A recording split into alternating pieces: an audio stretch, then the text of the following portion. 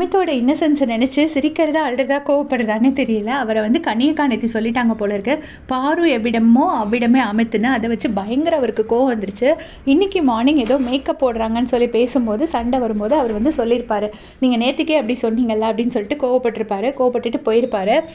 அதுக்கப்புறமா இப்போ வந்து கனியக்கா கூப்பிட்டு வச்சு அதை அட்ரஸ் பண்ணுறாங்க. சாண்ட்ரா முன்னாடி வச்சு அட்ரஸ் பண்ணுறாங்க. பக்கத்தில் திவ்யாவும் இருக்காங்க, கேப்டன் கமருதனும் இருக்கார்.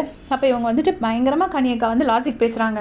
நீங்கள் வந்து இந்த மாதிரி பேசுகிறீங்களே, என்ன கூட தான் அன்பு அது இதுன்னு அன்பு கேங் அப்படி இப்படி என்னெல்லாமோ சொல்கிறாங்க. வெளியில் பேசுகிறதுக்கெலாம் நான் ஒன்றும் பண்ண முடியாது, அவங்க வாயெல்லாம் என்னால் அடைக்க முடியாது அப்படின்னு சொல்லிட்டு சொல்கிறாங்க.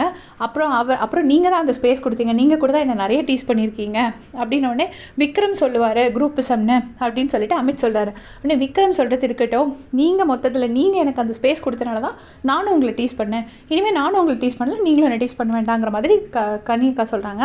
அதுக்கு அமித் என்ன பாயிண்ட் சொல்கிறாருன்னா, நீங்கள் எப்படி சொன்னால் வெளியில் ரெஜிஸ்டர் ஆகிடும், அதாவது பாரு எவ்விடமோ அமித் அவ்விடம்ங்கிறது வெளியில் ரெஜிஸ்டர் ஆகிடும், அது வெளியில் தப்பாக போயிடும், எனக்கு அது அன்கம்ஃபர்டபுளாக இருக்குது அப்படின்னு சொல்கிறாரு.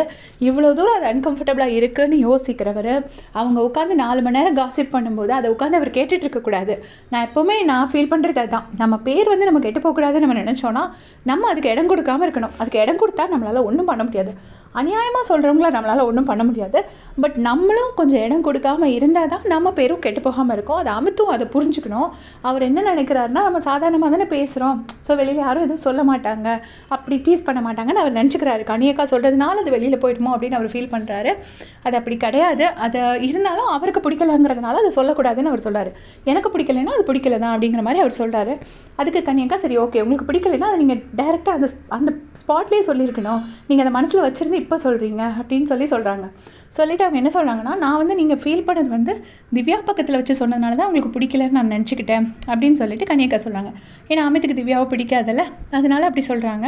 அதுக்கப்புறமா திவ்யாவும் சாண்ட்ராவும் 2 பேரும் சமாதானத்துக்கு போய் ஒரு வழியாக இப்போ சமாதானத்துக்கு வந்து முடிச்சிட்டாங்க. இனிமேல் நீங்களும் அப்படி சொல்ல மாட்டேன். கனியக்கா என்ன சொல்லிட்டாங்கன்னா, நான் சொன்னதுக்கு இப்போ சாரி கேட்டாச்சு, இனிமேல் அந்த வார்த்தையை நான் பேச மாட்டேன்னு சொல்லிட்டு போயிட்டாங்க. ஸோ அமித் வெளியில் வந்து பார்த்தா உண்மையிலே நிஜமாக ஃபீல் பண்ணுவார். உங்களுடைய கமெண்ட் சொல்லுங்கள்.